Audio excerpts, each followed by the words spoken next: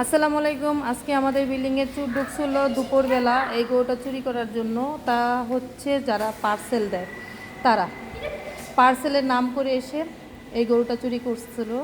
পরে কয়েকজন ধরে পিটাইছে, তখন আমি নামাজে ছিলাম। এই আর কি। কোনটা?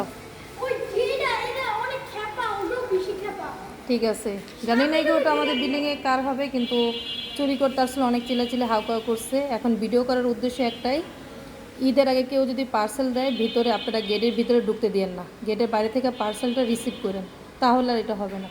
পার্সেলওয়ালার লোক গরু চুরি করতে চলে আসছে, চিন্তা করছেন।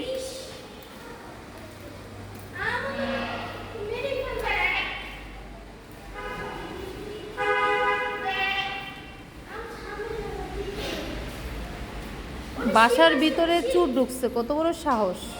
মানে তার কলজাটা কত বড়। যাই হোক, সবাই সাবধান, যারা ঈদের আগে পার্সেল দেন তারা এদের কাছ থেকে সাবধানে থাকবেন। আল্লাহ এই গরুটা বাঁচাইছে অল্পের জন্য।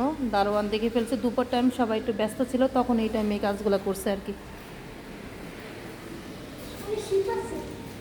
কি শিপ? ও, শিপ নিয়ে আসছে। এটা অনেক বেশি শান্ত। আমরা রাত্রে আনবো গরু, আমাদেরটা এখনো আনা হয় নাই। এই ভেড়ার মাংস তো ভালো না, গন্ধ।